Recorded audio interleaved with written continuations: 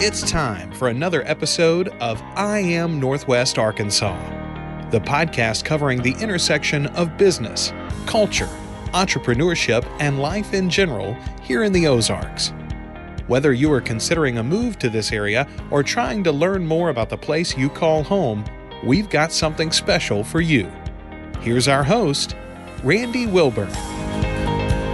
Hey folks, and welcome back to another episode of I Am Northwest Arkansas. I'm your host, Randy Wilburn, and I'm excited to be with you as always.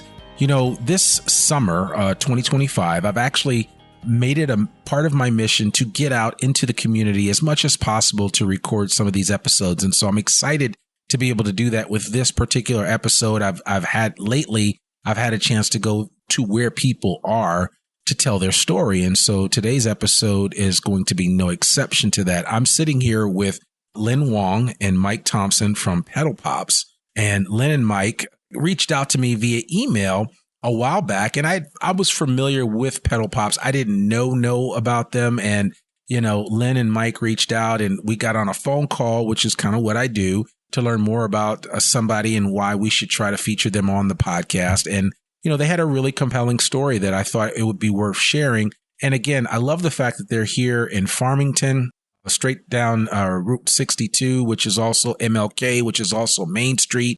It's also a lot of things, but these guys have a really, really cool food truck park right here on 62. And I figured, why not have these guys on the podcast to tell their story? And so without further ado, I want to welcome Lynn Wong and Mike Thompson to the I Am Northwest Arkansas podcast. How are you guys doing today? Doing really well. How are you, Randy? Good. Glad you're here. Yeah, I'm glad I'm here too. So listen, I would love for you, one of the things that we do, and if you've listened to a few of the episodes, which I think you said you did, I'd love for you guys just to kind of share your superhero origin story. We all have one, but I'd love for you guys to talk a little bit about how you got to this place that we are at right now with Pedal Pops. And I know it's a long arc, but you find a place where you can tell the story, and then we'll segue into where we are in the current times. Sure. I guess to get it started, I started off in Atlanta as a small entrepreneur. I was in corporate accounting. I enjoyed that for a while, but then I realized that I wanted to do something a little bit more and kind of get into the entrepreneurial side that kind of runs my family. My mom was a piano teacher, so one of those things I really enjoyed growing up was like her her dedication to her students and things like that. So as I started off in a small grocery store, so to speak, we were making ice cream, and I really enjoyed that piece of it. And that's something that I've always wanted to do.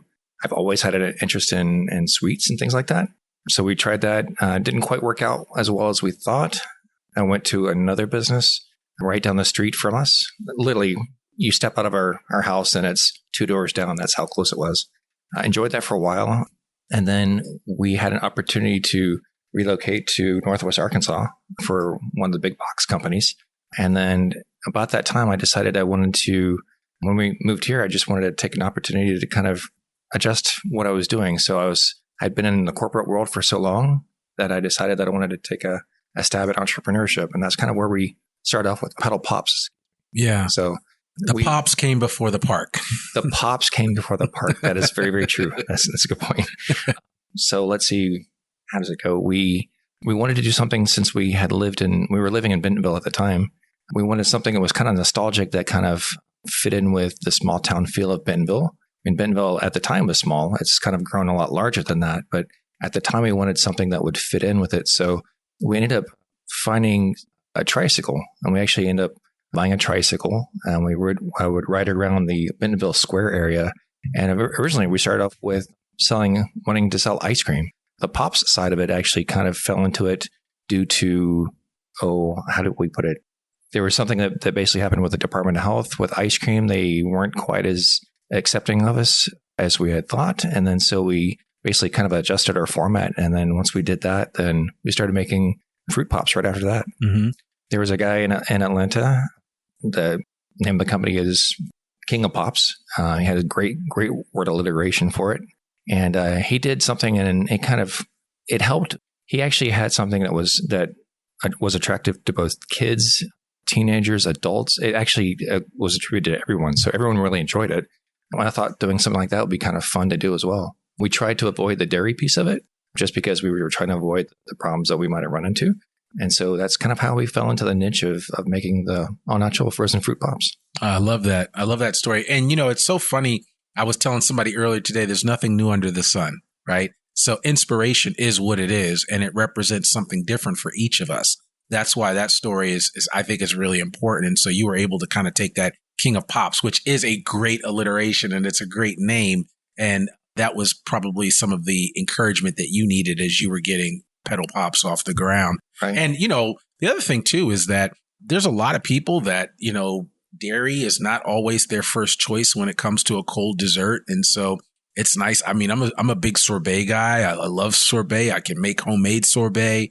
There's something to be said about that. And then maybe some of, again, dairy just interacts differently with different people. So you want to give people some options. Yeah. And to back up a little bit too, one of the things I'd done at the very beginning was I had taken a look at what was available in the market shelves as well. So typically when you walk down the shelves, you'll see ice cream, and it's just full of fat, full of really, really bad things, a lot of ingredients you really can't name. And so we basically realized we wanted to make something that was healthy and something that is actually beneficial and that, would appeal to the masses, so to speak. At first, we originally made it with sugar, and then later on we adjusted our formula, so to speak. And then we started using stevia. And stevia so it's no added sugars. And then we also, with the pops, there's no high fructose corn syrup. There's no preservatives, no artificial colors, or no artificial flavors either. Which is why it's in a lot of places like Ozark Natural Foods. Correct. Yeah. Yes, exactly. Yeah. So I had to get that in there. So no, I appreciate that. It's I was going to say there's lots of other places. No, of course. Of course. So I love that though. And people want to have kind of like a guilt-free dessert if possible. We're constantly trying to make desserts at home. My wife and I have a contest to see who can make the best, homemade dessert that's kind of all natural, that doesn't offend our palate, but at the same time tastes good, and is worth trying. So, I mean, it's one of those things. So you just never know. It's funny you mentioned with O&F, they're actually, when we actually got to the point in time where we started doing wholesale accounts, they were our first wholesale account. Really? They were. And that was back in 2012. Okay. And that was one of the things that I was very appreciative. And, there's folks that have been there the entire time that still, we still work with it. We really enjoy their feedback. Well, I love hearing that. And as a continuous shout out to Ozark Natural Foods, as most people know that are listening to this at the time of recording, I am on the board. And I really do appreciate one of the things that the Ozark Natural Foods has endeavored to do is to be a place where local producers can hang their shingle and put their stuff out there for the world to try. And I think, you're an example of that. 13 years of being able to have your pops in Ozark Natural Foods, that's huge. And there are a lot of other stories like that. And it's one of the reasons why O&F is trying to get about 30% local producers in the co-op. And they're slowly getting to that number, which is huge because especially in this day and age with sometimes we run into logistical problems and other issues that come up when it comes to shipping food from one place to the other. It's nice to know that a lot of the things that you get that are in your local grocery store are locally made. So I'd like to add that with Ozark Natural Foods, what we did experience was also the people that work there that made a difference for the little entrepreneur. Yeah. Because, both the leadership as well as the people who made sure the shelves were stocked were always kind and supportive of us. And it is in our experience that is not necessarily a given. Yeah. So it's not just the longevity of the relationships, it's also the people that create the longevity of the relationships. And we're just so proud and so excited that we get to have walked this time together and look forward to more. I love that. So Lynn, since you sharing a little bit, why don't you tell us a little bit about how you brought your skill set to the table here for Pedal Pops and how that has married with Mike's passion for what essentially you guys created together? Because I think it's important for people to know that, we don't always have to do this thing alone. And it's always nice to have somebody else that can help you out with the process. And so I'd love for you just to share a little bit about your background and how you have kind of brought your skill set and experience to the table here with Pedal Pops. Oh, gosh, that's a long question for a little life. But gratefully, born and raised in Singapore, educated there as well in people watching, more formally known as sociology, and began my corporate life and corporate career with at that point in history, the world's largest shipping line. Through that work, I had the opportunity to accept an expat assignment to the United States. And that brought me to Atlanta, Georgia, where Mike and I met. And one of the highlights of our partnership that made it so fun and easy was that we both love food and we both love culture. Yeah. So date nights were never an issue. And it was even better because he cooks and makes desserts and has no issues making them for my friends. Yeah. Along the way, I discovered that he had a secret dream that he wanted to someday own an ice cream shop. And it came from some wonderful childhood experiences. But the, accountant trained, responsible man that he is did the business plan like they tell you to do. And it got a little overwhelming when you see how much money you need. But I think this is where I compliment him really well as chief visionary and chief cheerleader, because I went, okay, when the day comes that you have your ice cream shop, I'm not standing outside begging people to come in and handing out 50% off flyers. I want a line wrapped around the block because they've already had your ice cream. So you want to make ice cream? Let's go make some ice cream. So literally we got to a point in, just exchanging and sharing visions for the dream that we went to a big box retailer, bought a lot of Cuisinart ice cream maker machines, got some gallon buckets, and he started making ice cream and we started selling it to friends who had parties. And we were always gifting our friends ice cream to refine the flavors and all of that stuff.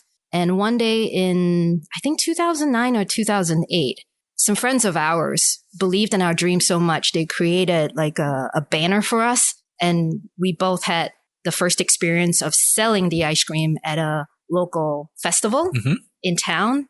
And from then on, Mike was hooked. Yeah. And so, his ice cream making ventures has led him to put significant energy, money, and passion into two businesses that didn't quite work out the way we had envisioned. But when we got to Northwest Arkansas in 2011, we realized that with no kids and a pet at that time, we could both reinvent ourselves. And if we didn't take the chance on ourselves, who would? And even if we failed, what's the worst that could happen? Yeah. He still loved accounting. He could always go back to corporate. But we're sitting here today because he never looked back and just kept on growing. Yeah.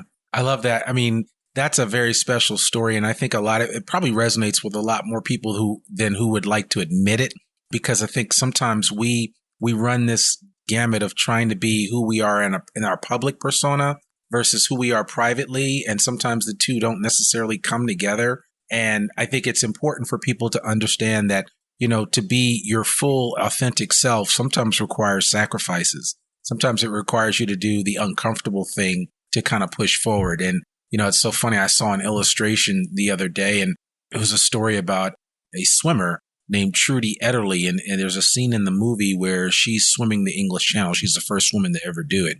And she comes upon just a mass of red jellyfish. And it almost looks like there's blood in the water, but it's actually just jellyfish. And her coach is telling her dad, the dad's like, gotta pull her out because she's not going to make it through that. And he said, no, and the coach was like, no, sometimes you just have to go through a thing, as opposed to you can't go around it. You can't do that. Sometimes you have to go through a thing to get where you're trying to go.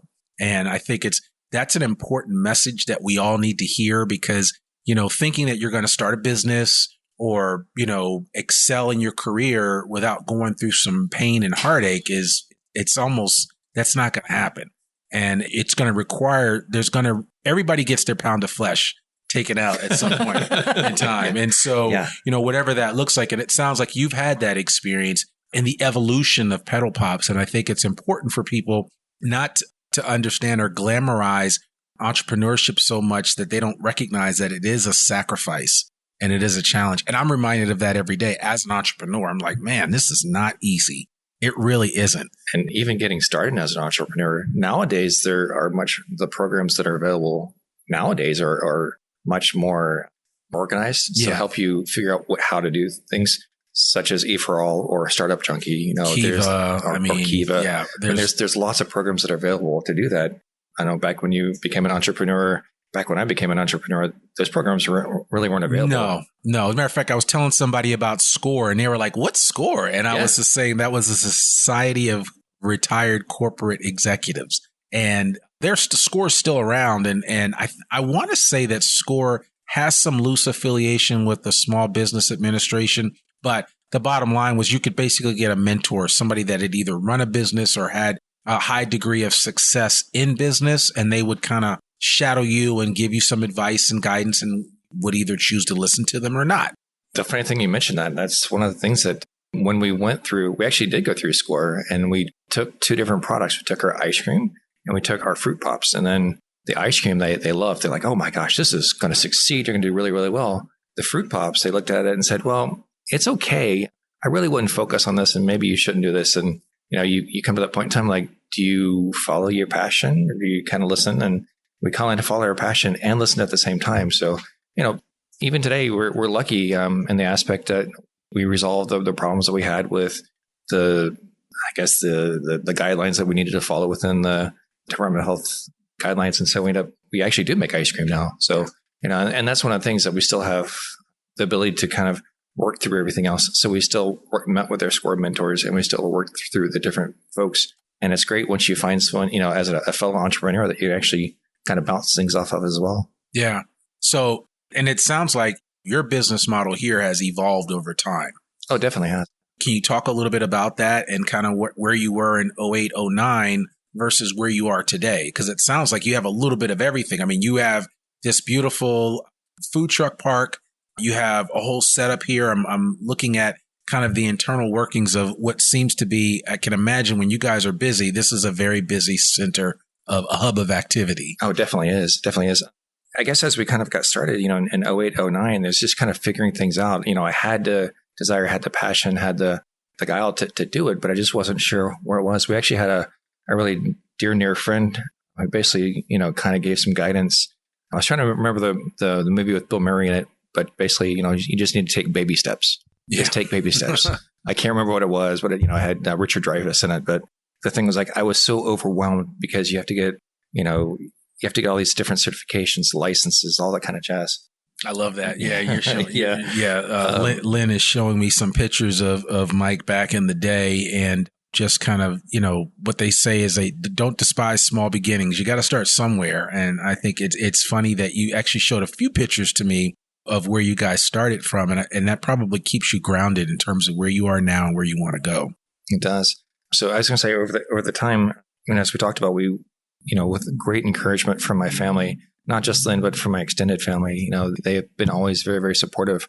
And that's something that I really, really wanted to do, was to try to, follow this entrepreneurial dream. So, when we moved here, everyone in Northwest Arkansas has been very, very gracious and very nice. They've been very warm and welcoming. And that's one of the things, like, when we started playing around with their flavors, the very first flavor we made was strawberry basil.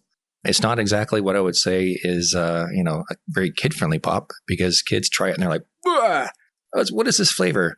But, we started doing things like blueberry lemon, I think is what it was. Watermelon blueberry is something we do now. There's so many flavors that kind of run through your head that kind of get confusing at times, but it's kind of neat. As we've kind of grown, we've gone from originally having a tricycle, and then we rented space. And I found that, going to, I like that. Lynn's funny because she keeps popping up pictures. So, we started off with a tricycle, and then we ended up doing larger events. And then later on, we ended up buying a food truck of our own. And then we have graduated, from smaller steps to larger steps to, now actually having a facility of our own. We talked about it, and we bought this 169 West Main Street. That's where we are. We bought this facility in 2018, and then we kind of basically manufactured our fruit pops out of it 4 or 5 years. We actually we went through COVID as well, as a lot of businesses did. We survived, which was great. A lot of businesses didn't. Our heart goes out to the folks who didn't quite make it. And then in 2020, we started to kind of work on Pedal Park itself. So we wanted a place basically where we could have where people would actually come to the facility. We've always been a mobile business. So we've always gone to the different places, like, the botanical gardens, the Fayetteville farmers markets. We always go out to the events, but we wanted a place where people could actually come together and find a place to do that. And that's kind of where we end up with Pedal Park. Yeah, I think, and the thing I like that's cool about this is that, people might say, oh, well, you're kind of early here, but this area is growing so fast. And I was talking with the executive director for Ozark Regional Transit. And we were just talking about just the silly amount of growth that's happening in Northwest Arkansas. And so I remember when I first moved here 10 years ago, this area here was not as developed as it is now. And so much so that, at the time, Farmington was like, man, you're going to Farmington? That's way out there. Now it's like, well, Prairie Grove, and people are I have a lot of friends that live out in Prairie Grove because it's just, they have housing choices and there are a lot of options, but it's not that far away. And I like that all of these different local city centers are popping up where people are like, well, that's my neck of the woods. So I'm here on the south side of Northwest Arkansas, down here on MLK or 62. And I have a microcosm of things that I can choose from, including, Pedal Park. Yeah, sure. It's funny. Lynn kind of pointed out to me over time when we talk about the evolution of Pedal Pops. I'm kind of jump around here between Pedal Pops and Pedal Park, but with Pedal Pops, we always start off with, we wanted to make the fruity pops that we made. Yeah. But then later on, we try to figure out how to bridge the gap between young and old. So like if we would sell something at an event, we would say, hey, would you like a fruit pop? And then people are like, oh, it's kind of too cold for my teeth and stuff like that. It's like, okay, well, we have some boozy pops. If you're like, wait, what? You have what? You have boozy pops? Yeah. And that's one of the things that we end up doing to help ourselves grow with that. Sure. Yeah. And that helped us kind of bridge the gap. And that's kind of like, we're trying to figure out how to get all the different folks to come into our place. And that's one of the things that, as we've kind of grown with Pedal Park, we've kind of grown that aspect. So when people come in, they, we give them opportunity to come here. When we blew out the idea of Pedal Park was actually to have the 4 food trucks that we have here today. It didn't start off that, it didn't start off all that quickly. Yeah. Or that successful, but it has grown over time. And so that's one of the things that we have now is we have 4 food trucks from 4 different places. So we didn't want to have any kind of repeat things. Yeah. So that's kind of what we end up doing here. Yeah, I love that. So tell me a little bit about, since you brought it up, tell me a little bit about Pedal Park and what's represented here from a food truck perspective, in addition to the anchor, which is Pedal Pops. And you've got an outlet here where people can kind of come right up to your door and order. And then you have a nice seating area here. And then if they've already eaten something from one of the food trucks, they can come here and get a nice dessert. But I get the concept, and it's a really cool concept. But tell us a little bit about how this all came about and how who you chose to have at the Pedal Park. Pedal Park was really born of us just loving to collaborate with other businesses. So when the opportunity came to create Boozy Pops, it coincided with the growth of craft beer breweries in Northwest Arkansas. And so, we would go there on dates and just hang out and visit with them and just share with them. And some of the local breweries were fascinated and were supportive of Mike trying to create custom popsicles, with their beer. Not everybody is excited, but that was really the sort of beginnings of it, of collaborating with others. And as we grew out of Bentonville and then into Fayetteville and then Farmington, really motivated because the rent was just too complex and it was just a little hard to keep prices affordable for the pops. And so we had to find the balance that worked for us. But as we got into Farmington in 2018, we started realizing that, we were actually bringing Mike's original dream of an ice cream shop to life. Yeah. We just said ice cream shop. We were willing to let go of the timeline, willing to let go of the details, and just stayed in the business because we followed his passion. And it was always about making ice cream, making popsicles to make people happy. Yeah. Right.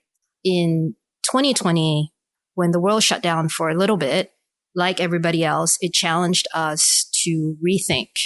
Are we in it for some more, or is it time to complete the chapter? What was it? And Mike and I are blessed to be fairly well traveled in both work and leisure, and our families are fairly international.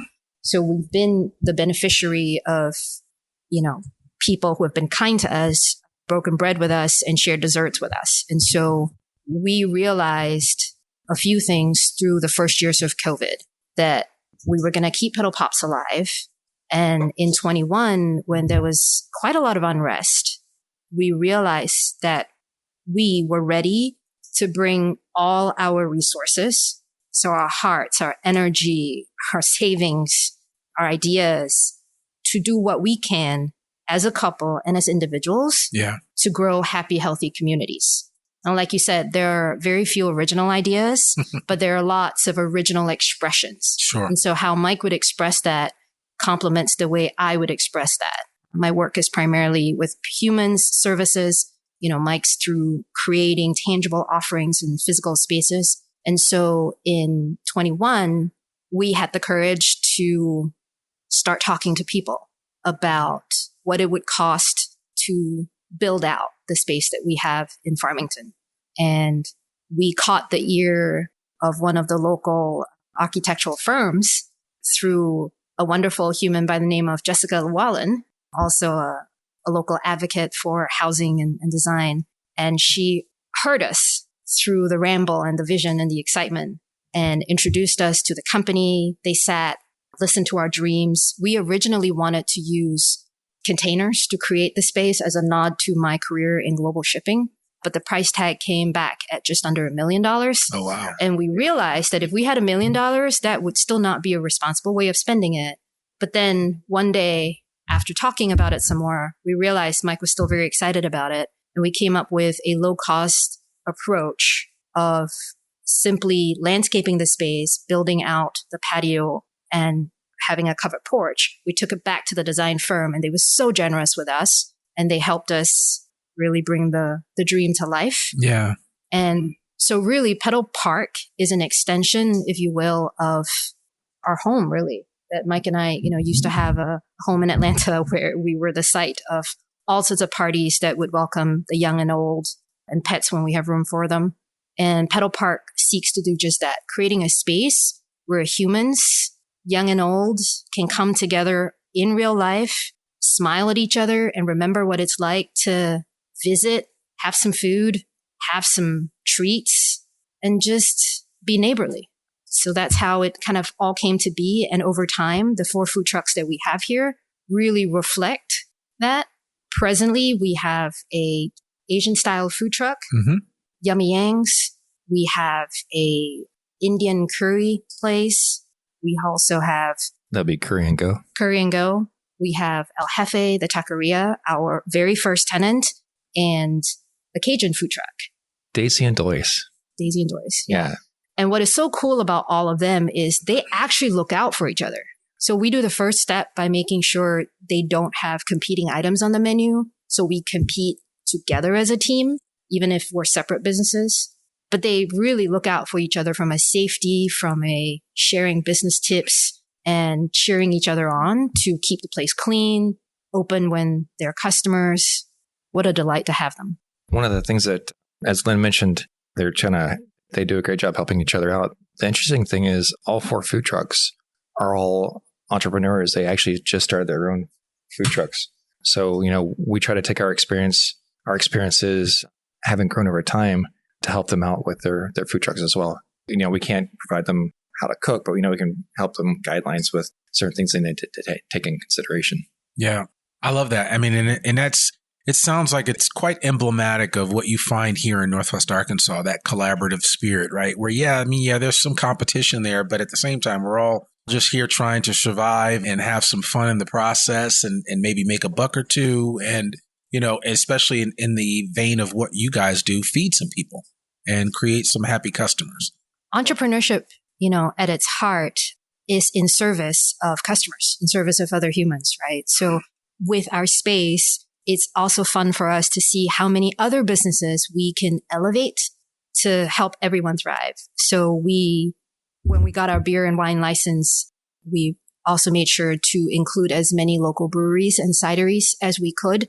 And, based on our location, we now think of ourselves as their little ambassadors in this side of town. So if someone in the Prairie Grove, Lincoln area wants something craft brew, they can stop by for their first pint of something from a local brewery or cidery. And if they're excited, we would certainly encourage them to, head up north to spend some time at the brewery.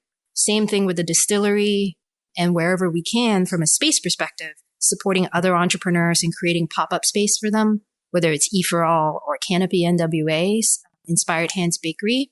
where we can create a blend, we absolutely will. And it's really awesome that the food trucks owners also look at these pop-up opportunities as supporting and not, taking away from their businesses. Yeah, and again, it's what you guys are doing, I think, is important here in Northwest Arkansas. And we see it over and over again. As I was sitting here thinking about some of the breweries that we've had on the podcast, Black Apple, which is Leo Orpin. Those are some amazing folks over there. And I actually thought, man, yes, some of his ciders would make a really good pop, as a matter of fact. So, that would be quite interesting. So we, I was going to say, we have, give ourselves a little picture. We have like 9 beers on tap, 9 local beers on tap. We have 3 local ciders on tap as well. Okay. Which is kind of rare. You don't always see that, A lot of times you'll see somebody have Angry Orchard, and it's like, I can get Angry Orchard anywhere. So, and as Lynn mentioned before, we started playing around with some boozy pops. And one of the things that we worked with was Core Brewing back in the day when they were still making beer. And so, like Leghound Lager, that's one of the ones that they had, and we actually made that into a boozy pop. So really, yeah. Now, let me ask you this: this is just off the top of my head. Can kombucha become a good pop? It can. You have to figure it out. Funny enough, one of the local places that support us, and we support them as well, Neal Family Farms. They're a blueberry and blackberry farm up in Rogers.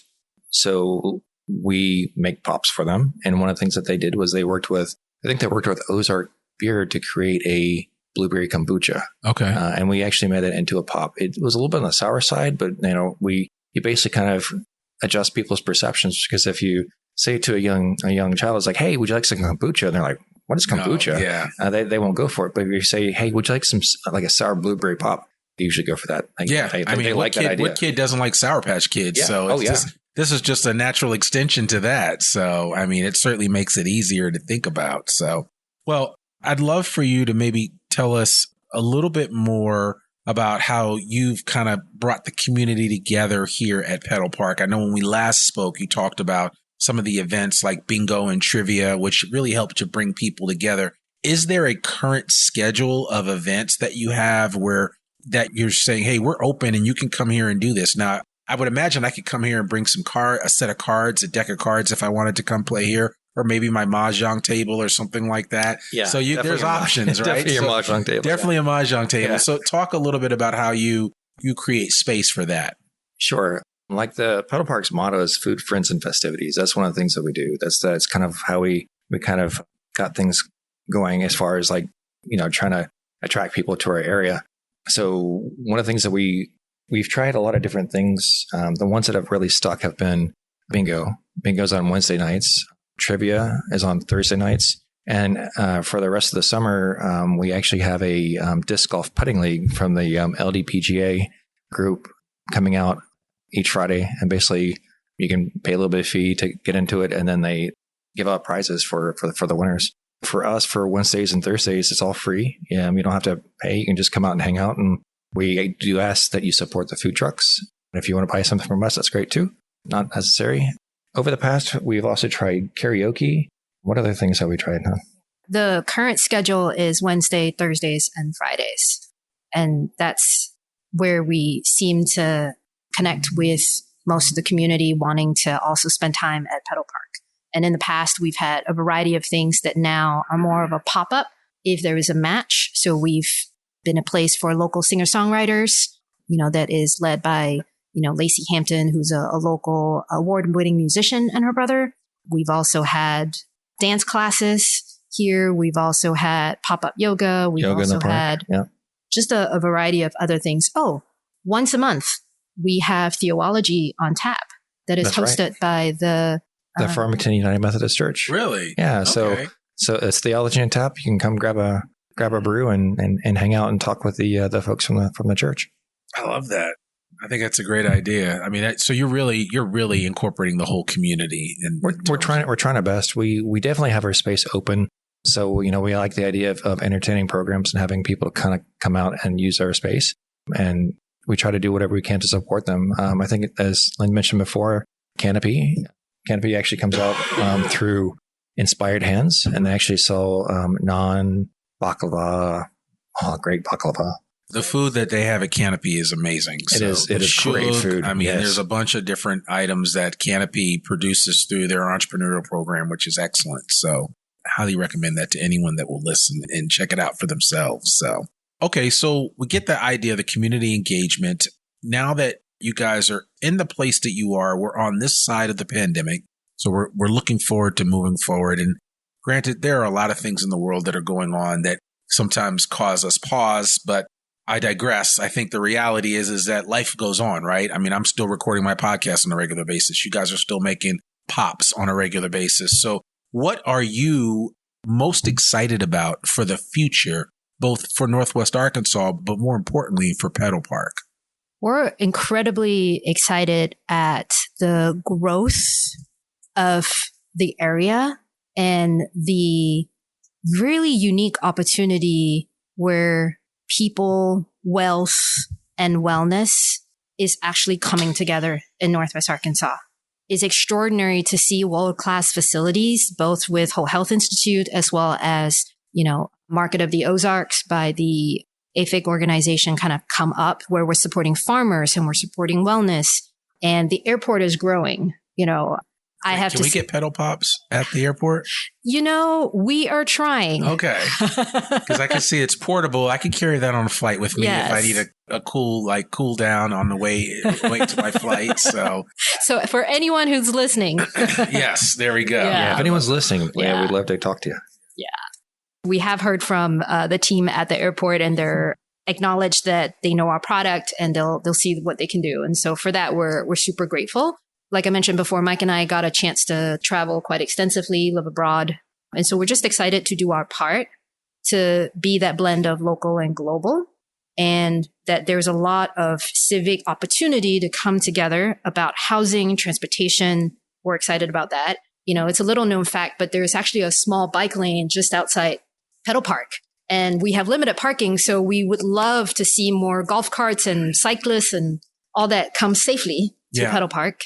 We are most excited to keep bringing that global to local through Pedal Park, whether it's through your taste buds, through Asian food, Cajun food, Mexican food, the pop-ups that Canopy Inspired Hands Bakery brings, supporting domestic vendors like the people that supply our wines, or, the global companies that we get to support, like your Coke and Sprite. Is incredibly important for us as we continue to cast a vision to become this community pub hub, if you will, where it is as inclusive as we can make it. So we're being thoughtful about gluten-free, dairy-free, nut-free, to just always have something that anyone could enjoy, if they come visit. It's funny. So, we've talked about a little bit about the fact that we've actually traveled pretty extensively. We've been fairly lucky. We have an international household. We've been to Singapore, Southeast Asia. We've gotten to travel a good bit. So we always try to bring those flavors back as well, especially into our fruit pops and things like that. And so that's one of the things that we really enjoy is trying to figure out, how can we take something like one of the flavors we have now is like mango chamoy. We didn't really know. The funny thing about tamarind? Tamarind, we do some tamarind stuff as well. Okay. Yeah. Okay. Yeah. But the idea is I didn't even know about chamoy until someone introduced me and said, "Where's your chamoy?" I was like, "What the heck is chamoy?" and we actually, came up with our own recipe for it. And so a lot of people will try it, and it's, a lot of taste testing. So that's one of the things that we actually encourage people to come out as well as, if I'm ever in the kitchen playing around trying to figure something out, I'll actually walk out into the porch and say, "Hey, would you give this a try and tell me what you think?" And the crazy thing is, we try to find kids because kids will give you their honest feedback. And that's what cracks me up is like, "Hey, what do you think about this?" Like, "Oh, this is horrible." Like, "Okay, we know that we need to change this," or "this is great." So that's the kind of feedback that we look for. It's nice to see. What is one flavor that you've created that you thought in your mind, you were like, "Man, this is just I don't think this is going to go over well," that people have just fallen head over heels for? Wow, that's a hard question. Usually it doesn't begin with, "I don't think people will like it." It's more the other way, like, what might people like? What other creative combinations can I come up with based on the ingredients I have? And so I do know that one of the ones that didn't quite work out, which I thought would work out really well, was grapefruit mango. And I thought because it's tangy and a little sour, but that we haven't really sold many of that. However, there's some flavors around that we just kind of had an experiment. I think I had extra honeydew melon sitting around the kitchen, and I threw a slice of peach in there. And honeydew peach is one of our seasonal flavors that people absolutely adore, and they just love it. I'm actually looking over your shoulder trying to look at all the other ones that we have, and rainbow is by far, kids' favorite. That is, if you say the word rainbow, it's like, oh, what do you want? We have all these different flavors. How about rainbow? Rainbow! I want rainbow. Strawberry, mango, kiwi, blueberry. It's sweet, mellow, tart, and refreshing. So as an adult, that sounds great. As a kid, I think they just like the idea of rainbow. So that things like that are super successful. Oh, you know what? One of the experiments we did have way back when we first started at the Bentonville Farmers Market, back where the Harps was still standing, was actually the prosciutto melon popsicle. Oh, yeah. So there was no dairy involved. So we were, coloring within the lines, but I think that was maybe a bit aggressive, like leave the prosciutto melon alone. Don't convert it into a pop. Yeah. Actually, on the peach that is currently in our honeydew peach, which is a seasonal offering, they're from the local farm in Lowell with Vezant peaches. Mm-hmm. So come get it before I eat them all. Okay. That's funny because, I've been to some, there's a really great ice cream spot in San Francisco that I go to called By-Right Creamery. And By-Right makes a lavender bacon ice cream that when you hear it, you're like, it kind of offends your sensibilities. You're like, this should not work in any way, shape, or form until you've eaten it. And you're like, holy crap. I can't believe they married lavender and bacon and it tastes the way that it does. Yeah. And they actually make several like off the wall flavors where you're like, these flavor profiles should not be in the same room together, yet they are. Yeah, they are. And so it's like, so sometimes you have to you have a happy accident, right? And you're like, oh my gosh, we discovered something that really works. Yeah, we made a candied bacon we made a candied bacon ice cream before, and we were kind of put it in with we have one that's really popular. It's the brown sugar vanilla. Yeah. Literally take out the white sugar, put in dark brown sugar, and it's amazing. Oh my God, I gave away a recipe. That's okay. That's okay. But the whole point is like, it's amazing when you come up with different flavors and things like that. So when you're talking about the candied bacon, that to me just sounds divine. Yeah. Yeah. That's really good. And I have to give a shout out because By-Right's one of my favorite ice cream spots in the whole wide world. And anytime I'm in San Francisco, I make the ride over by Dolores Park to come check it out. And so, and as somebody that lived there for 6 years, it's always nice to get back there. But we all have those places that we just like, oh, this is so good. So, but no, I really appreciate you guys sharing that. Last question that I have for you, and this is really for that aspiring entrepreneur that might be listening. I just want you to give them a word of encouragement or advice or guidance that you think would be really helpful, especially for somebody that either is thinking about relocating into Northwest Arkansas and set up shop here, which we've had many people on this podcast tell their story about what that looks like for them, or it's somebody that's already here and they're saying, you know what, maybe I work for one of the big, I always say the big three, but because you can figure it out there. But I mean, I work for one of the big companies and I've really always wanted to go out on my own and do something like that, which is something that you've done.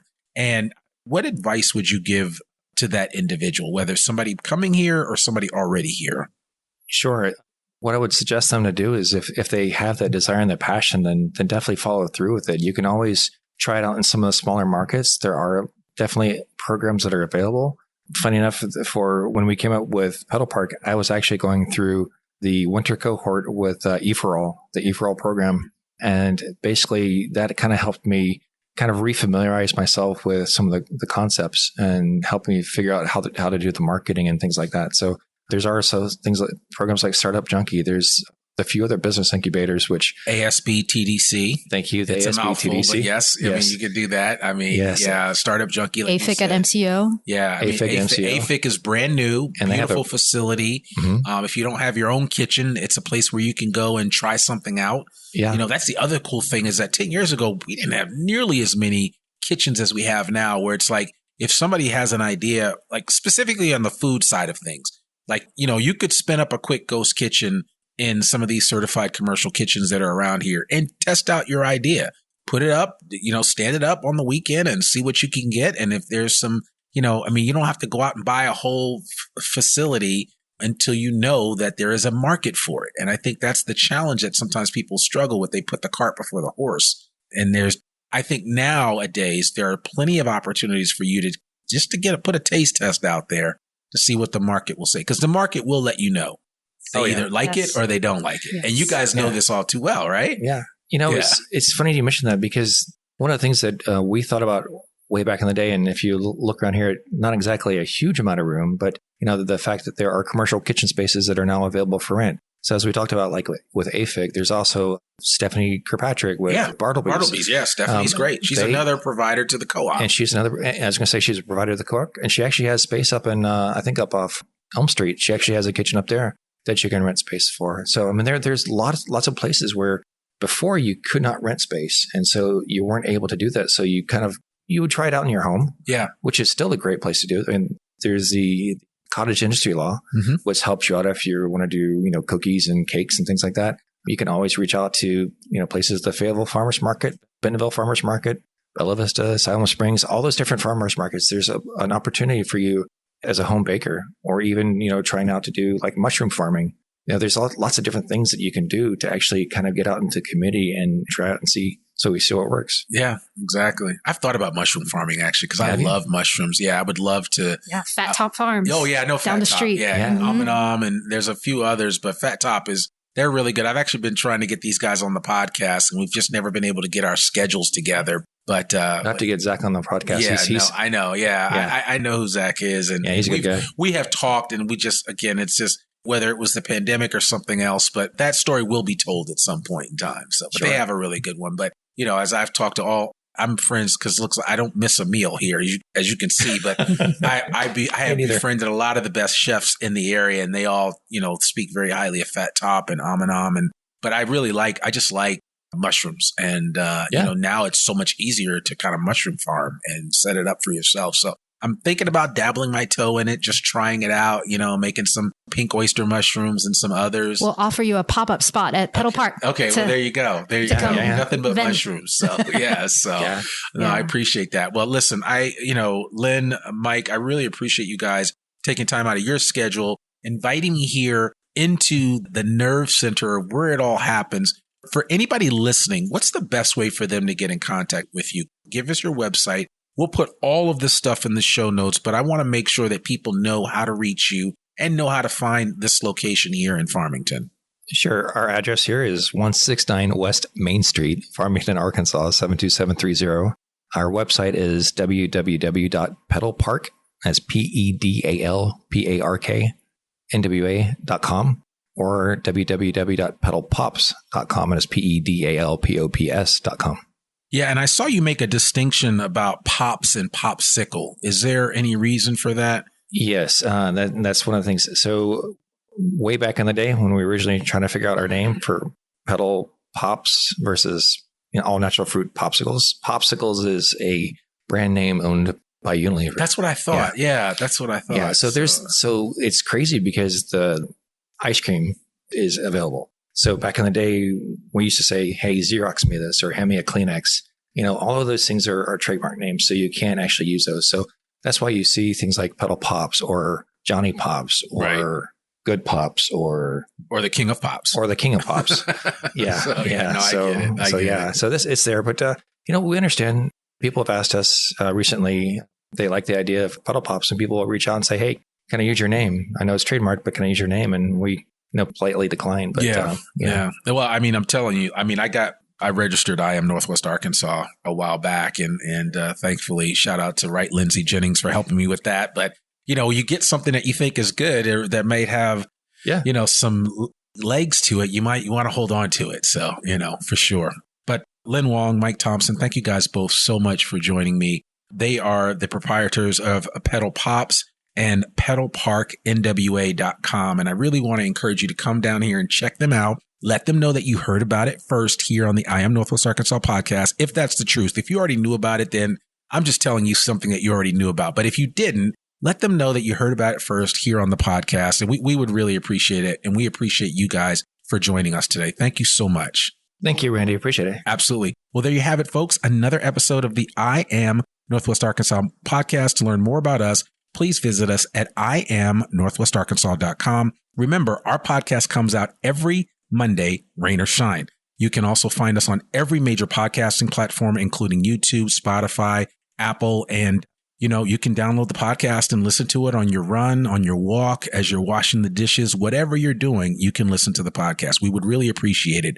I'm Randy Wilburn, your host, and we will see you next week with another new episode of the I Am Northwest Arkansas podcast. Peace.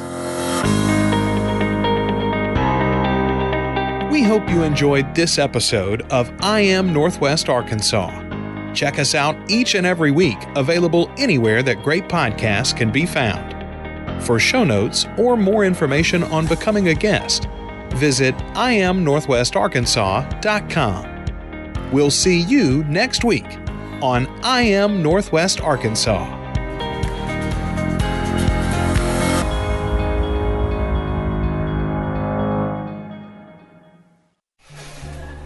What if you could have the best night of the year and change a child's life forever?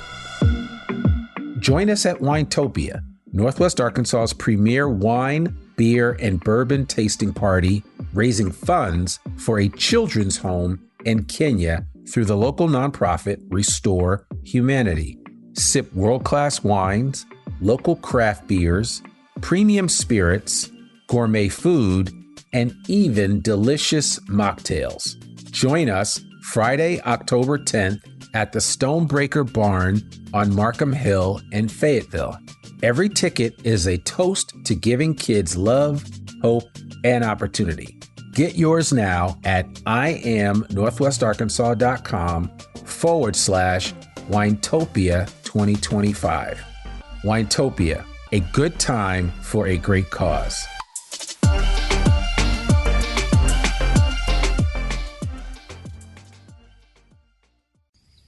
Picture this, the sun setting over the Appleseeds teaching farm, lights twinkling above long harvest tables, and the scent of fresh herbs in the air.